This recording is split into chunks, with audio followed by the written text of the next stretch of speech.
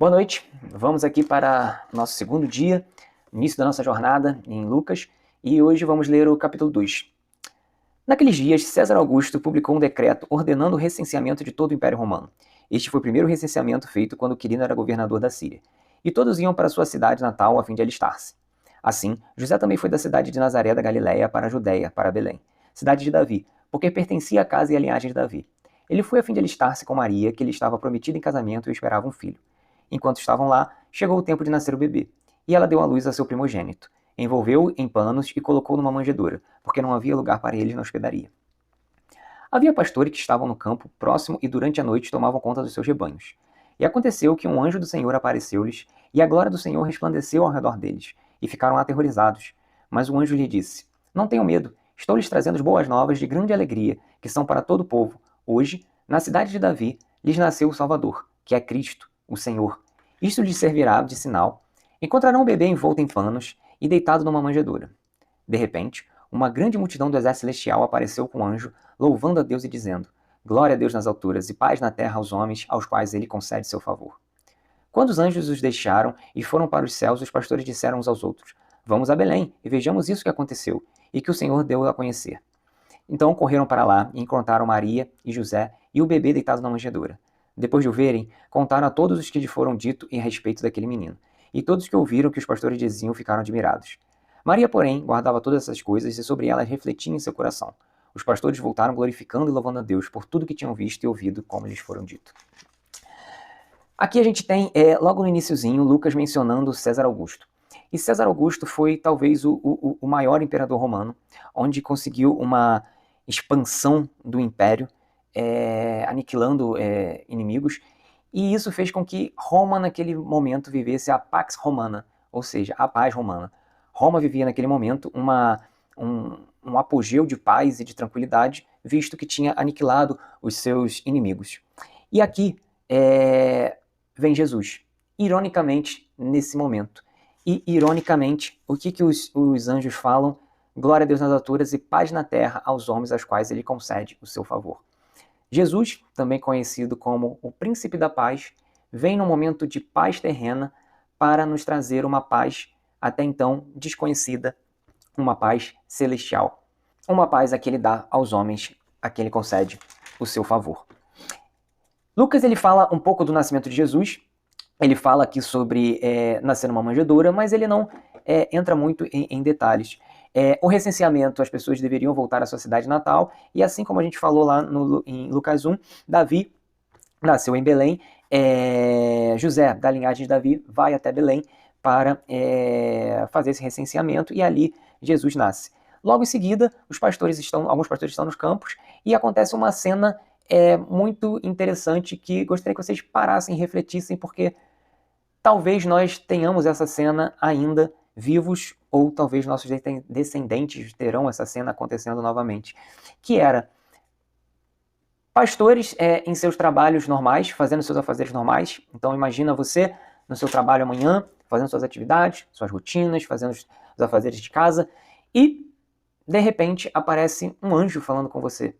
E mais especificamente aqui, uma multidão do exército celestial louvando a Deus. Isso acontecerá novamente. E quando isso acontecerá? Quando esse mesmo Messias, que dessa vez veio em formato de homem nascer, voltará para resgatar o seu povo. Então essa é uma cena que talvez nós vejamos novamente, talvez nossa descendência veja, mas uma coisa é certa, essa cena se repetirá. E os pastores vão até Jesus e saem de lá louvando a Deus por terem visto o Messias nascendo, o Rei da Paz nascendo.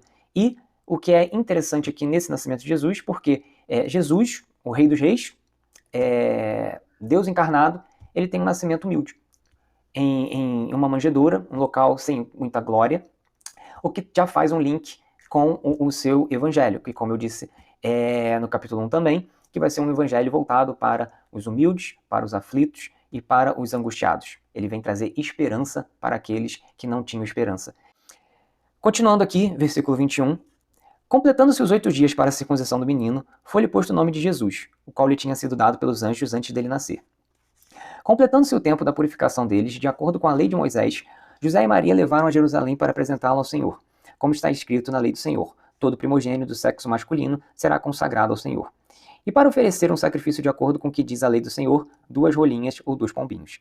Então aqui, basicamente, estamos falando de um casal com seu filho, cumprindo os preceitos daquela época da lei de Deus. Havia em Jerusalém um homem chamado Simeão, que era justo e piedoso, e que esperava a consolação de Israel. E o Espírito Santo estava sobre ele. Fora-lhe revelado pelo Espírito Santo que ele não morreria antes de ver o Cristo do Senhor. Movido pelo Espírito, ele foi ao templo, quando os pais trouxeram o menino Jesus para lhe fazer o que requeria o costume da lei. Simeão o tomou nos braços e louvou a Deus, dizendo: Ó soberano, como prometeste, agora pode despedir em paz o teu servo, pois os meus olhos já viram a tua salvação, que preparaste à vista de todos os povos, luz para a revelação aos gentios e para a glória de Israel, teu povo.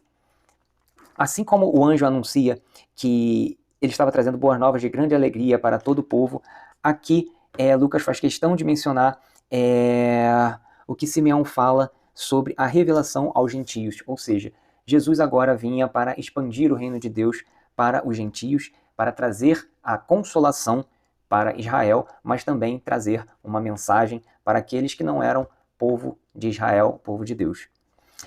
Ao pai e à mãe do menino estavam admirados com o que fora dito a respeito dele. E Simeão os abençoou e disse a Maria, mãe de Jesus: Esse menino está destinado a causar a queda e o soerguimento de muitos em Israel, e a ser um sinal de contradição, de modo que o pensamento de muitos corações será revelado. Quanto a você, uma espada atravessará sua alma. Estava ali a profetisa Ana, filha de Fanuel, da tribo de Azer. Era muito idosa, tinha vivido com seu marido 7 anos depois de se casar, e então permanecera viúva até a idade de 84 anos. Nunca deixava o templo, adorava a Deus jejuando e orando dia e noite. Tendo chegado ali naquele exato momento, deu graças a Deus e falava a respeito do menino a todos que esperavam a redenção de Jerusalém. Depois de terem feito tudo o que era exigido pela lei do Senhor, voltaram para sua própria cidade, Nazaré, na Galiléia. O menino crescia e se fortalecia, enchendo-se de sabedoria, e a graça de Deus estava sobre ele. Então aqui a gente tem 2 figuras de pessoas que viviam ali fazendo serviço no templo e que são agraciados para ver o Messias tão esperado que traria a redenção de Israel. E Maria vem assistindo tudo isso. E aqui o interessante é que se fala sobre Jesus. A gente acabou de falar que ele era o rei da paz, mas aqui ele fala que ele está destinado a trazer a queda e o soerguimento de muito em Israel. E por que isso? Porque Jesus ele vem para confrontar o mal. Apesar dele ser o rei da paz, ele vem para confrontar, por exemplo, a religião que era pregada de forma errada naquele tempo. Ele vem para confrontar a hipocrisia, ele vem para confrontar o pecado. E já tem uma predição aqui da morte de Jesus. Então, Jesus mal nasceu, Jesus está sendo apresentado no templo e já está sendo alertado a Maria a sua morte. A sua morte está sendo já pré-anunciada. O menino Jesus no templo. Todos os anos seus pais iam a Jerusalém para a festa da Páscoa. Quando ele completou 12 anos de idade, eles subiram à festa, conforme o costume. Terminada a festa, voltando seus pais para casa, o menino Jesus ficou em Jerusalém, sem que eles percebessem. Pensando que ele estava entre os companheiros de viagem, caminharam o dia todo. Então começaram a procurá-lo entre seus parentes e conhecidos. Não o encontrando, voltaram a Jerusalém para procurá-lo. Depois de 3 dias, o encontraram no templo, sentado entre os mestres, ouvindo-os e fazendo-lhes perguntas. Todos que o ouviam ficavam maravilhados com seu entendimento e com suas respostas. Quando seus pais o viram, ficaram perplexos. Sua mãe lhe disse: Filho, por que você nos fez isso? Seu pai e eu estávamos aflitos à sua procura. Ele perguntou: Por que vocês estavam me procurando? Não sabiam que eu deveria estar na casa de meu pai? Mas eles não compreenderam o que lhe dizia. Então foi com eles para Nazaré, e era-lhes obediente. Sua mãe, porém, guardava todas essas coisas em seu coração. Jesus ia crescendo em sabedoria, estatura e graça diante de Deus e dos homens. Essa parte 2, para mim, é a parte mais interessante, e Lucas faz questão de enfatizar no final de que Jesus ele era obediente à sua mãe. Por quê? Porque tem uma resposta aqui, que a gente vai olhar, que poderia ser interpretada como uma má educação, digamos assim, mas que não é. Mas é uma enfatização de uma verdade que precisa ser marcada para Maria e para José. E o que acontece aqui? Maria e José eles estão voltando de Jerusalém depois de festejar a Páscoa, e eles estão vindo na caravana achando que Jesus está com eles. E de repente eles se dão conta que Jesus não está com eles, que Jesus ficou em Jerusalém. E eles voltam e demoram 3 dias até encontrar Jesus. E encontram Jesus aonde? No templo, aprendendo com os mestres. Só que Maria, ela faz uma pergunta até num tom um pouco de cobrança. Ela vem e pergunta para Jesus: por que você fez isso conosco? Versículo 48. Filho, por que você nos fez isso? Seu pai e eu estávamos aflitos à sua procura. E Jesus responde e ele enfatiza aqui a figura do seu pai. Jesus sabia já quem era o seu pai. Então, por que vocês estavam me procurando? Não sabia que eu devia estar na casa de meu pai? Mas eles não compreenderam o que Jesus dizia. Ou seja, Jesus aqui já está enfatizando que José é sim o seu pai terreno, mas que seu pai, na verdade, era Deus e que cabia a ele estar na casa de Deus. E aqui tem algumas coisas que a gente pode assimilar.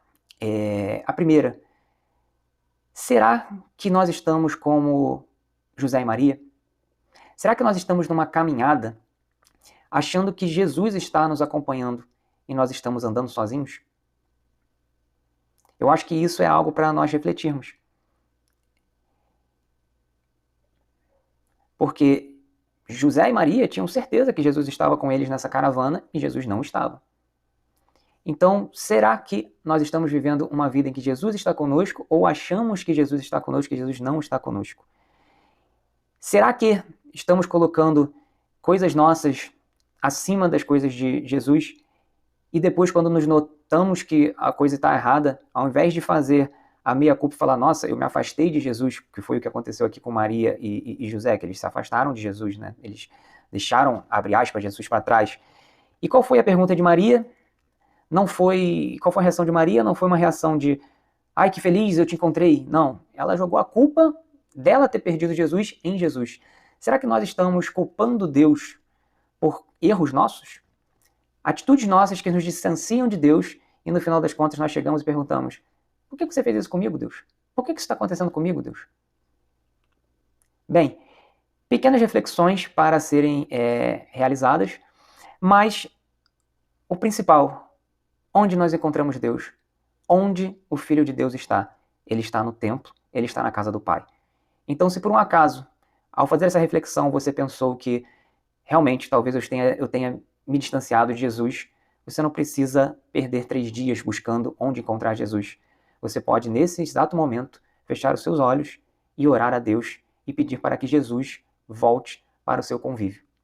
Então, que esse encerramento desse segundo dia seja um encerramento para nós refletirmos o quão distante estamos de Jesus, o quanto talvez achamos que estamos perto e não estamos de Jesus, e principalmente de voltarmos para o local onde Jesus está, que é na casa de Deus.